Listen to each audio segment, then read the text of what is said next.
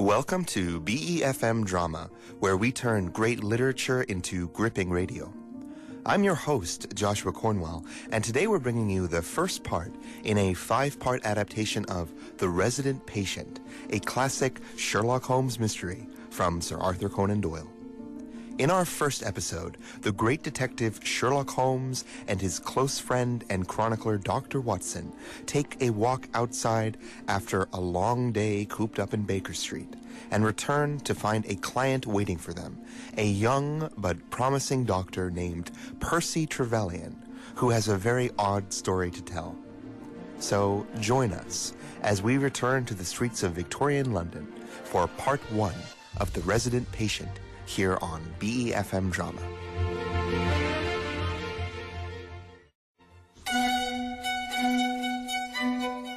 In glancing over the somewhat incoherent series of memoirs with which I have endeavored to illustrate a few of the mental peculiarities of my friend Mr. Sherlock Holmes, I have been struck by the difficulty which I have experienced in picking out examples to present before the public. For in those cases in which Holmes has performed some tour de force of analytical reasoning and has demonstrated the value of his particular methods of investigation, the facts themselves have often been so unsurprising or so commonplace that I could not feel justified in writing them out for publication. On the other hand, it has frequently happened that he has been involved in some investigation where the facts have been of the most remarkable and dramatic character, but where the role he has himself taken in determining their causes has been less pronounced than I, as his biographer, might wish. It may be that, in the business of which I am now about to write, the part which my friend played is not sufficiently important or vital, and yet the circumstances of the mystery were so remarkable that I cannot bring myself to omit it entirely from this series. I cannot be sure of the exact date, for some of my notes upon the matter have been lost, but it must have been towards the end of the first year during which Holmes and I shared rooms in Baker Street. It was boisterous October weather, and we had both remained indoors all day. I, because I feared with my shaken health to face the keen autumn wind, while he was deep in one of those obscure chemical investigations which absorbed him utterly as long as he was engaged upon them. Towards evening, however, the breaking of a test tube brought his research to a premature ending, and he sprang up from his chair with an exclamation of impatience and a clouded brow. With a sigh of frustration, he rose up from his desk and strode across the room to the window. Well, that's a day ruined, Watson. Oh, the stars are out and the wind is fallen. What do you say to a little ramble through London? I was weary of our little sitting room and gladly acquiesced. For 3 hours we strolled about together, watching the ever-changing kaleidoscope of life as it ebbs and flows through Fleet Street and the Strand. Holmes had shaken off his temporary anger at the loss of his experiment, and his characteristic talk, with its keen observance of detail and subtle power of inference, held me amused and enthralled. It was 10 o'clock before we reached Baker Street again. A carriage was waiting at the door.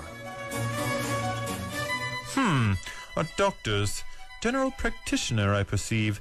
Not been long in practice, but has had a good deal to do. Come to consult us, I fancy. Lucky we came back. I was sufficiently conversant with Holmes's methods to be able to follow his reasoning, and to see that the nature and state of the various medical instruments in the wicker basket, which hung in the lamplight inside the carriage, had given him the data for his swift deduction. The light in our window above showed that this late visit was indeed intended for us. With some curiosity as to what could have sent a brother medico to us at such an hour, I followed Holmes into our sanctum. A pale, taper-faced man with sandy whiskers rose up from a chair by the fire as we entered. His age may not have been more than 33 or 4, but his haggard expression and unhealthy hue told of a life which had sapped his strength and robbed him of his youth. His manner was nervous and shy, like that of a sensitive gentleman, and the thin white hand which he laid on the mantelpiece as he rose was that of an artist rather than of a surgeon. His dress was quiet and somber, a black frock coat, dark trousers, and a touch of color about his necktie. Holmes spoke cheerily to him as we entered.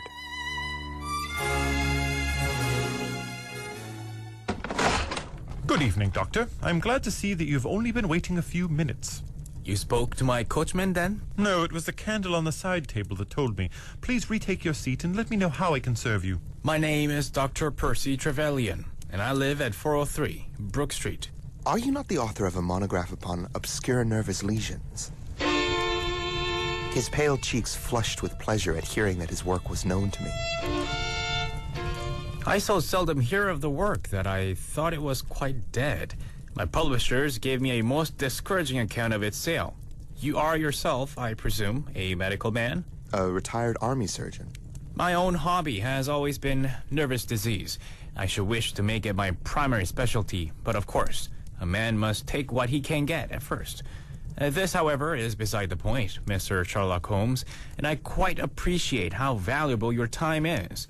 The fact is that a very singular chain of events has occurred recently at my home in Brook Street, and tonight they came to such a climax that I felt it was quite impossible for me to wait another hour before asking for your advice and assistance.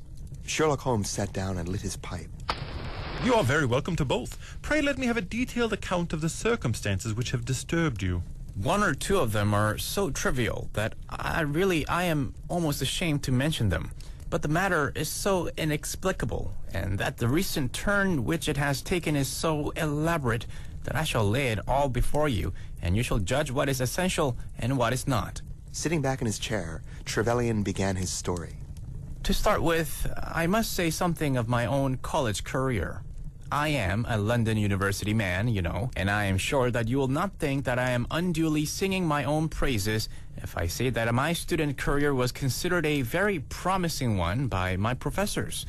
After I graduated, I continued to devote myself to research, occupying a minor position in King's College Hospital, and I was fortunate enough to excite considerable professional interest through my research into the pathology of catalepsy, and finally to win the Bruce Pinkerton Prize for the monograph on nervous lesions, which your friend has just mentioned.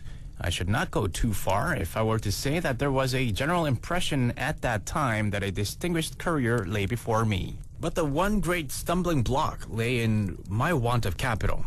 As you no doubt understand, a specialist who aims high is compelled to start in one of a dozen streets in the medical quarter at Cavendish Square, all of which demand enormous rents and furnishing expenses. In addition to these costs, a doctor must be prepared to keep himself looking respectable for some years and to hire a presentable carriage and horse. To do this was quite beyond the finances I had available, and I could only hope that by saving money for 10 years, I might raise enough to lease a practice. I tell you, I was feeling quite desperate about it. Suddenly, however, an unexpected meeting opened up quite a new prospect to me.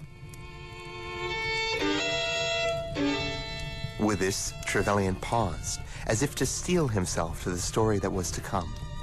His face seemed troubled, and his fingers tapped nervously at the armrest of his chair. Holmes and I leaned forward over our knees in an attitude of rapt attention and prepared to hear the young doctor's story.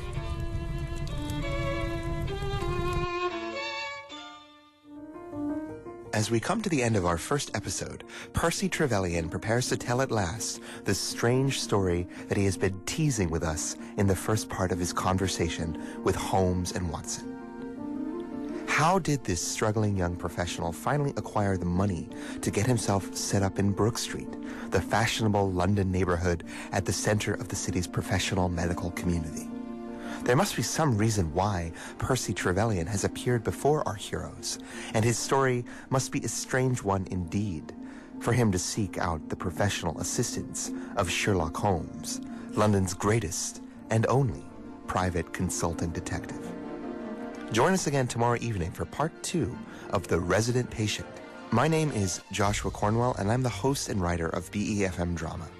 I played the role of Dr. Watson, the narrator, on tonight's program. Sherlock Holmes was played by Ryan Estrada, and Dr. Percy Trevelyan was played by David Kim.